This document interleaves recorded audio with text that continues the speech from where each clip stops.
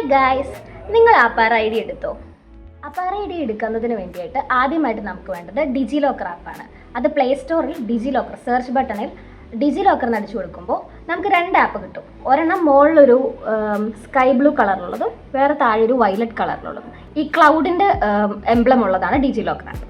അത് ഇൻസ്റ്റാൾ ചെയ്യുക നിങ്ങളുടെ മൊബൈലിൽ. ഡിജി ലോക്കർ ആപ്പ് നമ്മൾ മെയിൻലി യൂസ് ചെയ്യുന്നത് നമ്മുടെ ഇമ്പോർട്ടൻ്റ് ആയിട്ടുള്ള ഡോക്യുമെൻറ്റ്സ് ഒക്കെ നമുക്ക് ഡിജിറ്റലി സ്റ്റോർ ചെയ്യാനായിട്ടാണ്. ഫോർ എക്സാമ്പിൾ, നമ്മുടെ ആധാർ കാർഡ്, +1 +2 സർട്ടിഫിക്കറ്റ്സ്, പിന്നെ നമ്മുടെ ഇപ്പോൾ പറഞ്ഞ പോലെ അപ്പാർ ഐ ഡി, പിന്നെ പാൻ കാർഡ്, ഇതൊക്കെ നമുക്ക് ഡിജിറ്റലി സ്റ്റോർ ചെയ്യാൻ പറ്റും നമ്മുടെ മൊബൈലിൽ. നമുക്കിപ്പോൾ നമ്മൾ എടുത്തിട്ടില്ല, നമ്മളിപ്പോൾ എവിടെയെങ്കിലും പോകുമ്പോൾ എനിക്ക് ഡിജി ലോക്കർ ആപ്പ് ഡൗൺലോഡ് ചെയ്യേണ്ടി വന്നത് എൻ്റെ ചേച്ചീനെ ഞാൻ എയർപോർട്ടിലേക്ക് കയറ്റി വന്ന സമയത്ത് അകത്തേക്ക് കയറണമെങ്കിൽ ഞങ്ങളുടെ ആധാർ കാണിക്കാറുണ്ട്, പക്ഷെ ഞാൻ എടുത്തിട്ടുണ്ടായില്ല. സോ അവരാണ് പറഞ്ഞത് ഡിജി ലോക്കർ ആപ്പ്. മിക്ക ആളുകളും ഡിജി ലോക്കർ ആപ്പ് അങ്ങനെ ആയിരിക്കാം ആദ്യമായിട്ട് ഡൗൺലോഡ് ചെയ്ത്. ഇൻസ്റ്റാൾ ആയതിനു ശേഷം ഇത് ഓപ്പൺ ചെയ്യുമ്പോൾ നമ്മൾ നേരെ ഒരു ഹോം പേജിലേക്കായിരിക്കും കൊണ്ടുപോകുന്നത്. അപ്പോൾ ഗെറ്റ് സ്റ്റാർട്ടഡ് എന്ന് പറഞ്ഞുകൊണ്ട് താഴെ ഒരു നീല കളറിലൊരു ബാർ കാണും. അതിൽ നിൽക്കുമ്പോൾ നമുക്ക് നമ്മുടെ സ്വന്തം അക്കൗണ്ട് ഉണ്ടാക്കാനായിട്ടുള്ള ഒരു വിൻഡോ തുറന്നു വരും. അതിൽ നമ്മൾ നമ്മുടെ Aadhaar I D, then phone number ഒക്കെ കൊടുക്കണം. ആധാർ ഐ ഡി നമ്മൾ കൊടുത്തു കഴിയുമ്പോൾ ആധാർ ഐ ഡി ഏത് നമ്പറിലാണോ സേവ് ചെയ്തിരുന്നത്, ഏത് നമ്പറിലാണോ അന്ന് കൊടുത്തിരിക്കുന്നത്, ആ നമ്പറിലേക്കായിരിക്കും OTP വരുന്നത്. അപ്പോൾ അങ്ങനത്തെ കേസിൽ നമുക്ക് മിക്ക ആളുകൾക്കും ഉണ്ടാകും അന്നുണ്ടായ നമ്പർ ഇന്ന് കാണില്ല, അന്നത്തെ സിമ്മൊക്കെ കളഞ്ഞ് വേറെ സിമ്മൊക്കെ എടുത്തവരൊക്കെ ഉണ്ടാകും. അപ്പോൾ അവർക്കായിട്ടുള്ള ഒരു ഓപ്ഷനാണ്, അവർക്കായിട്ട് 2 ഓപ്ഷൻ ഉണ്ട്. ഒന്ന് ഫേസ് ഐ ഡി യൂസ് ചെയ്യാം, അല്ലെങ്കിൽ ആ നമ്പർ തന്നെ എടുക്കേണ്ടി വരും. അപ്പോൾ നമ്മൾ അങ്ങനത്തെ ആ നമ്പർ എക്സിസ്റ്റിംഗ് ആണെങ്കിൽ ആ നമ്പറിലേക്ക് നമുക്ക് ഓട്ടോമാറ്റിക്കലി OTP വരും. ആ OTP ഇതിലടിച്ചു കൊടുത്താൽ നമ്മൾ നേരെ ലോഗിൻ ചെയ്ത് നമ്മുടെ ആധാറിലുള്ള അതേ ഫോട്ടോ ഈ ഡിജി ലോക്കർ ആപ്പിൽ റൈറ്റ് അപ്പർ കോർണറിലായിട്ട് കാണാൻ പറ്റും. ആ നമ്പർ ഇല്ലാത്ത ആളുകൾ ഫേസ് ഐ ഡി സെലക്ട് ചെയ്യുക. ഫേസ് ഐ ഡി സെലക്ട് ചെയ്യാൻ പറയുമ്പോൾ അവർ വേറൊരു ആപ്പ് ഡൗൺലോഡ് ചെയ്യാൻ പറയും. ഈ ഫേസ് ഐ ഡി ഡിറ്റക്ട് ചെയ്യാനായിട്ട് ആധാറിൻ്റെ തന്നെ വേറൊരു ആപ്പ് ഉണ്ട്. ആ ആപ്പ് ഡൗൺലോഡ് ചെയ്ത് കഴിയുമ്പോൾ ഈ face I D detection activated ആവും. ആ ആപ്പ് ഡൗൺലോഡ് ചെയ്ത് കഴിഞ്ഞ് കഴിഞ്ഞാൽ face I D detection activated ആയി നമ്മൾ നേരെ നമ്മുടെ മൊബൈലും ആ ഒരു സർക്കിൾ തുറന്നു വരും. ആ സർക്കിൾ തുറന്നു വരുമ്പോൾ അതിൽ നേരെ മുഖം വയ്ക്കുക, ദെൻ ബ്ലിങ്ക് ചെയ്യാൻ പറയും. കണ്ണ് നല്ല 2 വട്ടം ഒന്ന് നല്ലോണം അടയ്ക്കുമ്പോഴത്തേക്കും നമ്മുടെ ഫേസ് ഡിറ്റക്ട് ചെയ്തതിന് ശേഷം നമ്മളെ നേരെ ലോഗിനിലേക്ക് കൊണ്ടുപോകും. ഈ ലോഗിൻ എങ്ങനെയാണ് ചെയ്യുന്നതെന്ന് വെച്ച് കഴിഞ്ഞാൽ നമ്മുടെ എല്ലാം ഈ ഫേസ് ഡിറ്റക്ട് ചെയ്തു അല്ലെങ്കിൽ നമ്മുടെ OTP വന്നതിന് ശേഷം ഇവർ നമ്മുടെ ഫോൺ നമ്പർ ചോദിക്കും. നമ്മുടെ ഫോൺ നമ്പർ ഇതിലടിച്ചു കൊടുക്കുക, ദെൻ നമ്മുടെ ഈ ഫോൺ നമ്പറിൻ്റെ OTP വരും. ദെൻ നേരെ പിന്നിലേക്ക് പോകും.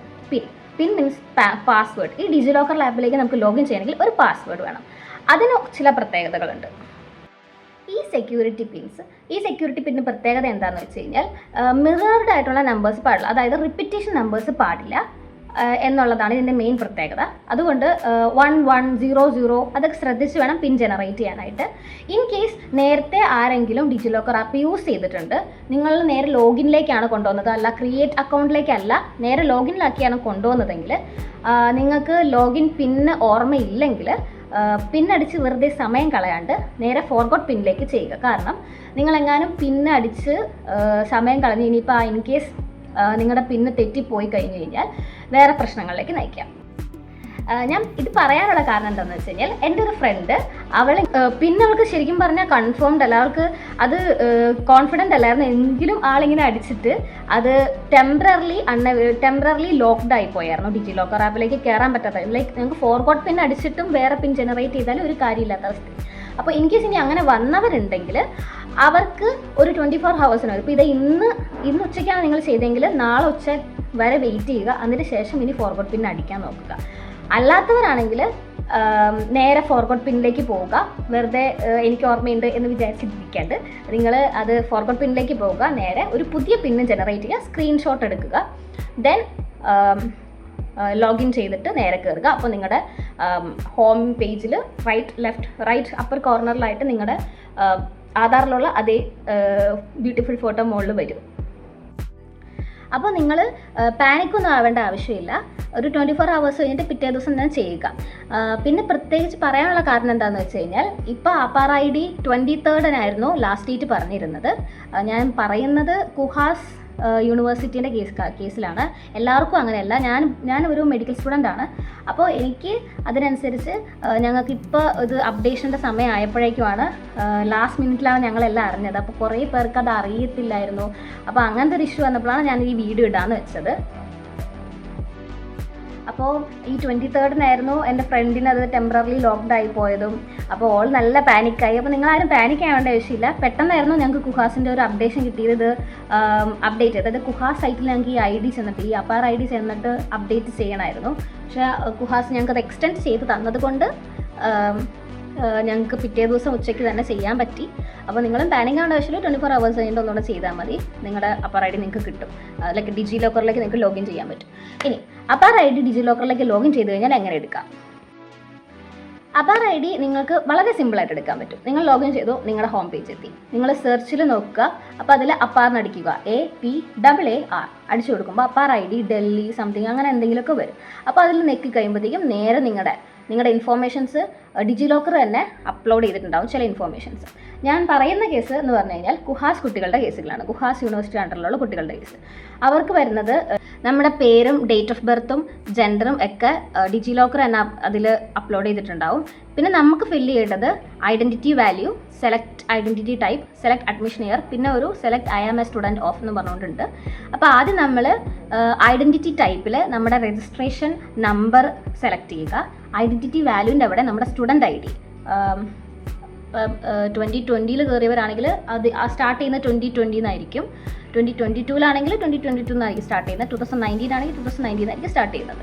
ഓക്കെ, സ്റ്റുഡൻറ്റ് ID എല്ലാവർക്കും അറിയായിരിക്കും. യൂസർ നെയിം പാസ്വേഡ് വെച്ചിട്ട് അതേ സെയിം സംഭവം വെച്ചിട്ടാണ് നമ്മൾ കുഹാസിലേക്ക് സ്റ്റുഡൻറ്റ് ലോഗിൻ ചെയ്യുന്നത്. അപ്പോൾ അതെടുത്ത് ഇവിടെ ഐഡൻറ്റിറ്റി വാല്യൂൻ്റെ അവിടെ കൊടുത്താൽ മതി. ദെൻ സെലക്ട് ID നേരത്തെ പറഞ്ഞ പോലെ registration value, select admission year, ഏത് ഇയറിലാണ് നിങ്ങൾ അഡ്മിഷൻ എടുത്തത് ആ ഇയർ, ദെൻ നിങ്ങളുടെ batch year, select I am a student of ഏത് യൂണിവേഴ്സിറ്റി ആണോ ആ യൂണിവേഴ്സിറ്റി. ഇപ്പോൾ ഞാൻ കുഹാസാണ്, ഞാൻ കുഹാസ് എന്ന് പറയുന്നു. ബാക്കിയുള്ള കുട്ടികൾ നിങ്ങളുടെ യൂണിവേഴ്സിറ്റി ഏതാണോ ആ യൂണിവേഴ്സിറ്റി സെലക്ട് ചെയ്യുക. ദെൻ ഗെറ്റ് ഡോക്യുമെൻറ്റ് കൊടുക്കുക. അപ്പോൾ ഇത് കറക്റ്റായിട്ട് നിങ്ങൾ ചെയ്തിട്ടുണ്ടെങ്കിൽ നിങ്ങളുടെ ഡോക്യുമെൻറ്റ് ഒരു 1 hour അതിനുള്ളിൽ വരും. കാരണം ഇത് നല്ല ലോഡാവാൻ നല്ല സമയം എടുക്കുന്നവരാണ്. അതുകൊണ്ട് നിങ്ങൾ ഇതിൻ്റെ പുറകെ അത് വെയിറ്റ് ചെയ്ത് നിൽക്കണം എന്നില്ല. നിങ്ങൾ മിനിമൈസ് ചെയ്തിട്ട് വേറെ എന്തെങ്കിലും പണിക്ക് പോകാം. അല്ലെങ്കിൽ ഇത് വെച്ചോ, കുഴപ്പമില്ല, പ്രശ്നമില്ല.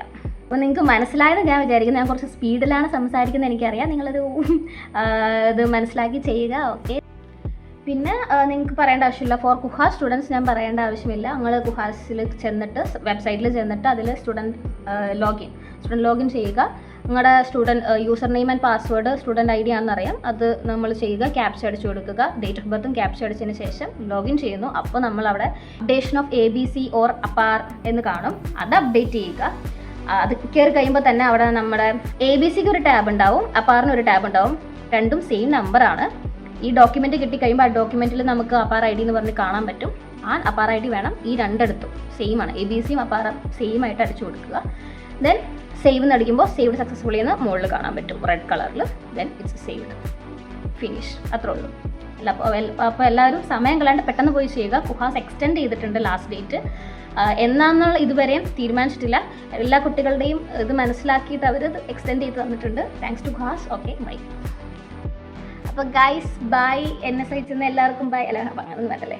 അപ്പോൾ ഗൈസ് ബൈ. എല്ലാവരും പോയി അവരുടെ സ്റ്റുഡൻറ്റ് IDയിൽ സ്റ്റുഡൻറ്റ് ലോഗിൻ ചെയ്തിട്ട് ചെയ്യുക. ഇതാണ് ഞാൻ പറഞ്ഞ വിക്ടിം 24 hours വെയിറ്റ് ചെയ്യേണ്ടി വന്ന ആൾ. എനിവേയ്സ് ഗൈസ്, പേടിക്കേണ്ട ആവശ്യമൊന്നുമില്ല. പെട്ടെന്ന് നിങ്ങളുടെ അപ്പാർ ID ഡിജി ലോക്കറിൽ ജനറേറ്റ് ചെയ്യുക. സാധനം എടുത്തിട്ട് സ്റ്റുഡൻറ്റ് ലോഗിൻ ചെയ്ത് നിങ്ങളുടെ പ്രൊഫൈലിൽ അത് അപ്ഡേറ്റ് ചെയ്യുക. Okay, by. അടുത്ത വീഡിയോ ആയിട്ട് പിന്നെ കാണാം. ബൈ. ഇങ്ങനെ എന്തെങ്കിലുമൊക്കെ കിട്ടുമ്പോൾ ഞാൻ പെട്ടെന്ന് ഇടാൻ നോക്കാം. ആൻഡ് സബ്സ്ക്രൈബ് എന്നൊക്കെ പറയണ്ടേ, അത് ഞാൻ പറഞ്ഞില്ലല്ലോ. ഇങ്ങനെ അറിയാവുന്ന കുറച്ച് ചെറിയ ഇൻഫോർമേഷൻസ് നിങ്ങൾക്ക് ഞാൻ പറഞ്ഞു തരാം. അങ്ങനെ അറിയണമെന്നുണ്ടെങ്കിൽ you can subscribe my channel. Like, share, subscribe. Thank you. By.